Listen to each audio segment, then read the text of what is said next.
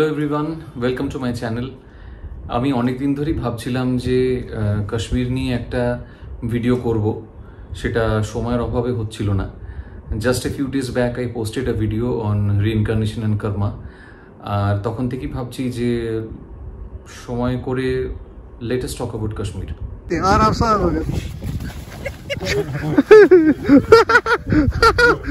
से मेरा फ्लाइट है कल। बस बस बस बस हो गया। अंदर से फोटो उठाओ।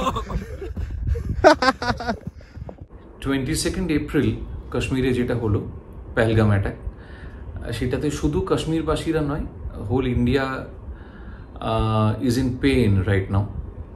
তো খুবই খারাপ একটা সময়ের মধ্যে দিয়ে আমরা যাচ্ছি, খুবই খারাপ অবস্থা চারিদিকে, স্পেশালি কাশ্মীরে। এবার 22 এপ্রিল যখন ঘটনাটা ঘটে, তখন আমি হঠাৎ ওই দুপুর বিকেল নাগাদ একটা মেসেজ দেখতে পাই সোশ্যাল মিডিয়াতে যে something gruesome has happened in Kashmir. তো I called up my friend. ও বললো যে ও সেদিনকে বাড়ি থেকে বেরোয়নি, ও জানতো না। তো বললো যে মুঝে পাতা নেই, मैं अभी खबर लेता हूँ। তো তারপরে he called me back and said that yes, একটা খুব বড় অ্যাটাক হয়েছে। অ্যান্ড কতটা গ্রেভ সেটা তখন আমরা কেউ বুঝতে পারিনি, আমি তো পারিনি। তার কারণ আমি ভেবেছিলাম বোধহয় একজন মারা গেছে কি দুজন, পরে দেখলাম 26 জন মারা গেছে। তো এই 26টা মানুষের মৃত্যু এতটাই মর্মান্তিক, এবং যেভাবে তাদের মারা হয়েছে, তারা বেচারা সবাই বেড়াতে গিয়েছিলেন, ফ্যামিলি নিয়ে ছুটি কাটাতে গিয়েছিলেন। তো সেই সময় তাদের আইডেন্টিফাই করে মারা হয়। আর এখন যখন সোশ্যাল মিডিয়াতে সেসব ভিডিওসগুলো অনেকে পোস্ট করছেন, যে সময় গুলি চলছিল, অনেকে অ্যাক্সিডেন্টালি ভিডিও করে ফেলেছেন বা হয়তো ভিডিও করছিলেন সেই সময়, গুলির আওয়াজ, মানুষজনের দৌড়োদৌড়ি, স্পেশালি যারা টেররিস্ট তাদের আইডেন্টিফাই করা গেছে দূর থেকে বা কাছ থেকে, যাই হোক না কেন, সেসবগুলো যখন দেখছি, আমি সত্যি বলছি যে এই ঘটনাটা ঘটার পর আমিও, এবং অবশ্যই আপনারা যারা এই মুহূর্তে শুনছেন, আমার এই ভিডিওটা দেখছেন, তো উই অলমোস্ট লস্ট স্লিপ। এটা দেখার পর কোনো সেন মানুষের পক্ষে ভালো থাকা সম্ভব নয় বা ভুলে থাকা সম্ভব নয়। 22 এপ্রিলের পর থেকে প্রায় 4 দিন অবধি কন্টিনিউয়াসলি আমার ফোন বেজে গেছে। বিভিন্ন জায়গা থেকে ফোন এসেছে ইন্টারভিউয়ের জন্য, কখনো ওভার ফোন, কখনো সামনাসামনি ইন্টারভিউ হয়েছে আমার, কখনো বাড়িতে এসে হয়েছে, তো কখনো স্টুডিওতে হয়েছে। বারবার একটাই প্রশ্ন করা হয়েছে আমাকে যে since I go to Kashmir so frequently, I try to go to Kashmir once a year to meet my friends. আর আরও একটা কারণ আমার বই লেখার জন্য। I get stories from Kashmir. আমার একটা হিস্টোরিক্যাল বই খুব শিগগিরই রিলিজ হতে চলেছে on 17th May। It's based on the famous king of Kashmir, Maharaja Lalitaditya. আমার বইটার নাম সম্রাট ললিতাদিত্য। তো এসব কারণে আমি বহুবার কাশ্মীর যাই। আমি লাস্ট নভেম্বরও কাশ্মীর গিয়েছিলাম আমার বন্ধুদের বিয়েতে। তো এই গোটা ঘটনাটায় আমি ভীষণভাবে ভেতর থেকে ভেঙে পড়েছিলাম। ইনফ্যাক্ট এখনও ভেঙে পড়েছি আর কি, বা পড়ে আছি। খুবই কষ্ট হচ্ছিল জায়গাটার জন্য, যে একটা জায়গার কিছু মানুষজন তারা চেষ্টা করছে to be on the track, সেইটাকে আবার ভেঙে দেওয়া হলো। আর ভেঙে দিল কে না, আমাদের প্রতিবেশী দেশ পাকিস্তান। তাদের একটাই কাজ, ইন্ডিয়ার ক্ষতি করা। তারা আর কিছুই করে উঠতে পারে না, তারা বিভিন্ন সময় ইন্ডিয়ার ক্ষতি করার চেষ্টা করে। অবশ্য আলটিমেটলি তাদেরই ক্ষতি হয়, কারণ এখন অবধি যতগুলো যুদ্ধ হয়েছে ইন্ডিয়া পাকিস্তানের, প্রত্যেকটাতেই ওরা হেরে গেছে, এবং ভবিষ্যতে যদি আবার যুদ্ধ হয় তো সেখানে ওরা হেরে যাবে, এটা নিয়ে কোনো দ্বিমত নেই। কিন্তু এই যে থেকে থেকেই আমাদের ক্ষতি করে দেওয়া, পাকিস্তানের একটা স্বভাব, খুঁচিয়ে দেওয়া, খুঁচিয়ে একটু ঘা করে দেওয়া, তাতে আলটিমেট কিন্তু আমরাই সাফারার হই, আর কেউ নয়।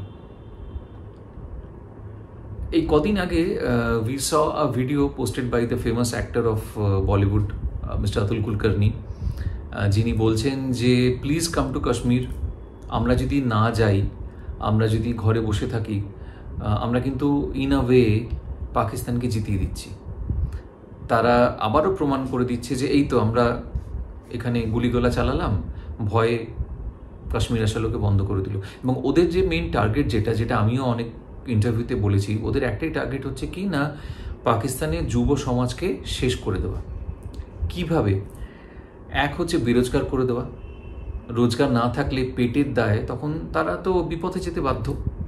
তাদের হাতে যদি টাকা তুলে দিয়ে বলে যে এসো আমার দল জয়েন করো, তো তাদের হাতে বন্দুক উঠবেই এবং তারা বিপথে যাবেই, মানে এটা আমার ধারণা।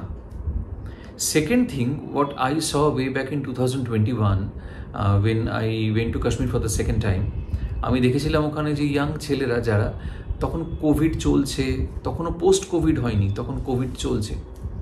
তো ইয়াং ছেলেরা যারা, since Kashmir was not that affected by Covid, তো তারা ওই সকালবেলা ঘুম থেকে উঠে স্নান টান সেরে সুন্দর জামা কাপড় পরে they use to roam around on the streets and doing nothing practically, just সারাটা দিন আড্ডা মেরে কাটাতো। তা I use to ask my friends যে এরা কী করে বেসিক্যালি, মানে এরা সকাল থেকে সেজে গুজে রাস্তায় দাঁড়িয়ে এরা কী করে। তো আমার বন্ধুরা বলেছিল যে কিছু তো করার নেই, कोई प्रोफेशन नहीं है इधर टूरिज्म छोड़ के, तो क्या करेगा ये लोग। তো কি হয়, এরা আবার ড্রাগ অ্যাডিকশানে গিয়ে ঢুকে পড়ে। কারণ মানুষের ধারণা যে কিছু জিনিস থেকে পালিয়ে যাওয়া মানেই নেশা করা, বা নেশা করলে পালিয়ে যাওয়া যায় চট করে, কিন্তু নেশা যখন ঘোর কাটে তখন কিন্তু তারা আবার ঘুরে ফিরে ব্যাক টু স্কোয়ার ওয়ান, আবার কিন্তু তারা সেই রিয়ালিটি ফেস করে যেটা থেকে তারা পালাতে চাইছে। পালানো তো যায় না, নেশা করলে পালানো যায় না। তো এই যে ড্রাগ অ্যাডিকশান, আমি জিজ্ঞেস করেছিলাম ওদের যে ড্রাগ অ্যাডিকশানটা মানে কী করে, কেন? তো ওরা বলছে হ্যাঁ এরা ড্রাগ খায় এসব শুনেছিলাম, কিন্তু পরে আমি নেট সার্চ করে দেখলাম যে পাকিস্তান এই যুব সমাজের কোমরটা ভেঙে দিতে চাইছে বলে থ্রু পাকিস্তান ড্রাগস ঢুকতো কাশ্মীরে। এটা আমি নেটেই পড়েছি, বিভিন্ন খবরে পড়েছি, এবং অবাক হয়ে যাবেন শুনলে যে এই যে ইয়াং জেনারেশনের কথা আমি বলছি, তার মধ্যে 33% অফ দ্য ইয়াং জেনারেশন মহিলা যারা ড্রাগ অ্যাডিক্ট। এটা অবিশ্বাস্য, মানে আমি তো শুনে অবাক হয়ে গেছিলাম যে মহিলারা ড্রাগ অ্যাডিকশানে এতটা কেন, মানে তারা কেন, আমি জানি না, মানে সেই উত্তর আমি এখনও পাইনি, বলতে পারবো না, বা আমি নেট থেকেও এরকম কোনো খবর পাইনি। তো বেসিক্যালি কিন্তু পাকিস্তানের এটাই টার্গেট যে এদের কোমরটাকে ভেঙে দেওয়া। আর যুব সমাজ হচ্ছে সফট টার্গেট। যে কোনো মানে একটা পরিকাঠামো ভাঙতে গেলে সবার আগে যুব সমাজকে টার্গেট করলেই দেখবেন যে একটা পুরো সোসাইটি বলুন, পুরো রাজ্য বলুন, দেশ বলুন, সবটাকে কিন্তু আপনি আস্তে আস্তে আস্তে আস্তে ভেঙে দিতে পারবেন। তো সেটাই এদের মেন টার্গেট। এখন মানে আমি নিজেও জানি না যে আগামীকাল কি হবে, বলা যাচ্ছে না। তবে হ্যাঁ, আমার সেন্ট্রাল গভর্নমেন্টের উপর প্রচণ্ড ভরসা। সেন্ট্রাল গভর্নমেন্টের যা ফোর্স আছে, যা পাওয়ার আছে, ওরাই একমাত্র পাকিস্তানের এই দুর্নীতিকে ভেঙে গুঁড়িয়ে দিতে পারে। এবং this is high time to get back PoK. এটা আমি সবসময় বলছিও বহুদিন ধরে। তো আমার মনে হয় this is high time to get back PoK. এরপরে মনে হয় না আর সে সুযোগ আসবে বলে, বাট আমার মনে হচ্ছে যে ইন্ডিয়ান গভর্নমেন্ট কোনো না কোনোভাবে আটঘাট বেঁধে তারা নামছেন কিছু একটা করার জন্য। এই মুহূর্তে হয়তো আমরা বুঝতে পারছি না, কিন্তু কিছু তো চিন্তাভাবনা চলছেই, যেটা আমার মনে হয় যে আমাদের করণীয়। এখন আপনারা অনেকেই শুনে বলবেন বা হাসবেন, বলবেন যে তাহলে কি আমরা জীবন দিতে কাশ্মীরে যাব, অতুল কুলকার্নি বলেছেন বলে। আমার একটা বক্তব্য, সেটা হচ্ছে ওয়ে ব্যাক ইন 1993 যখন বম্বে ব্লাস্ট হয়েছিল, তো বম্বে ব্লাস্টের পর তছনছ হয়ে গেছিলো প্র্যাকটিক্যালি বম্বে। কিন্তু আপনারা যদি দেখেন, that was also done by Pakistan, we all know. কিন্তু আপনারা যদি দেখেন, আমরা কি বম্বে যাওয়া ছেড়ে দিয়েছি? নো। ফিল্ম ইন্ডাস্ট্রি কি বন্ধ হয়ে গেছে? Hindi film industry? না। সাময়িক একটা গোলযোগ হয়েছিল, কাজ থেমে গিয়েছিল হয়তো কিছুদিনের জন্য, ছবি রিলিজ আটকে গিয়েছিল, অনেক কিছু হয়েছিল, কিন্তু বম্বে যাওয়া কিন্তু কেউ বন্ধ করেনি, বা বম্বে যে আমাদের financial capital, that was not shifted from Bombay to any other city like Delhi or Calcutta or Bangalore or what ever. সেটা কিন্তু বম্বেই রয়ে গেছে এত বছর ধরে, এবং তারপরেও বম্বে লোকাল ট্রেনে ব্লাস্ট হয়েছে, অনেক কিছু হয়েছে, পরপর পরপর পরপর ব্লাস্ট হয়ে গেছে বম্বেতে সেই সময়টাতে। কিন্তু আমরা কি বম্বে যাওয়া ছেড়ে দিয়েছি? যাইনি। ছেড়ে দিলে কিন্তু আজকে বম্বের অবস্থা অতটাই খারাপ হতো যেটা কাশ্মীরের অবস্থা। তো আমি এটাই বলবো যে এই তো সামার ভ্যাকেশন শুরু হচ্ছে আমাদের মে মাসে, স্কুল কলেজে ছুটি পড়বে, তারপরে আমাদের দুর্গাপুজো আছে। দুর্গাপুজো তার বেশি দিন বাকি নেই, মোটামুটি বোধহয় 3 মাস মতন বাকি আছে দুর্গাপুজো, 3-3.5 মাস। তো আমরা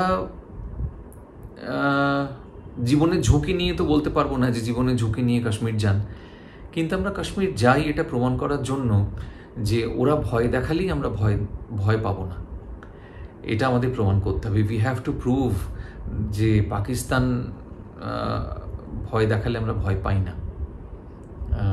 তো এটা আমার একটা ছোট্ট মেসেজ আপনাদের প্রতি। আমি জানি না আপনাদের কেমন লাগবে, হয়তো অনেকেই আমাকে এখানে মেসেজ বক্সে আজে বাজে কিছু বলতে পারেন, কারণ এখন তো সবার কাছে স্বাধীনতা আছে কথা বলার, কোনো অসুবিধে নেই, তো বলতেই পারেন।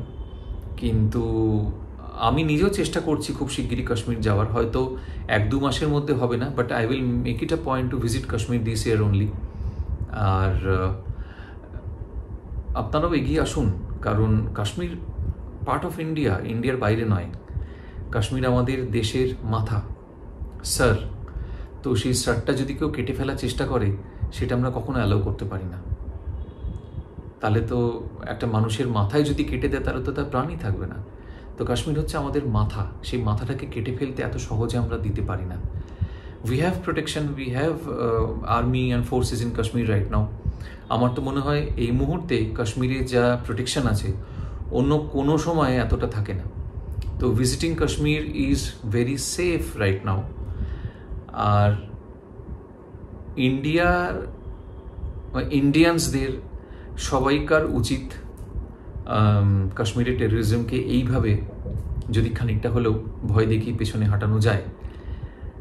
তবে হ্যাঁ, মানে যেটা আমিও বলেছি কিছু ইন্টারভিউতে, যে কি হয় 3 জন মানুষের জন্য 3 লাখ মানুষের ক্ষতি হয়, সেটাই হয়েছে কাশ্মীরে। কিছু মুষ্টিমেয় কাশ্মীরির জন্য এতজন কাশ্মীরি মানুষ আজকে বেরোজগার, আজকে তারা কি করবে জানে না। মানে আমার সঙ্গে আমার বন্ধুদের কথা হয়, তো বলছিল যে আমাদের চোখের সামনে অন্ধকার ছাড়া আর কিছু নেই এই মুহূর্তে। তো সত্যিই তো তাই, এইটুকু লোকের জন্য একটা পুরো রাজ্য শেষ হয়ে গেল, সবাই বদনাম হয়ে গেল একসঙ্গে। তো আমার এটাই আর্জি আজকের ভিডিওতে, যে we have to fight back terrorism and the government is with us. তো আমরা আমাদের মতন করে ছোট ছোট পদক্ষেপ নিতে পারি, আমরা কাশ্মীর যেতে পারি, আমরা ট্যুরিজমকে বাঁচিয়ে রাখতে পারি, কারণ কাশ্মীরের মতন সুন্দর রাজ্য আর কোথাও নেই ইন্ডিয়াতে। এনিওয়ে, কেমন লাগলো আজকের ভিডিও কমেন্ট করে জানাবেন। আর আবার নতুন ভিডিও নিয়ে আসছি খুব শিগগিরই আপনাদের সামনে। দেখা হচ্ছে, বাই।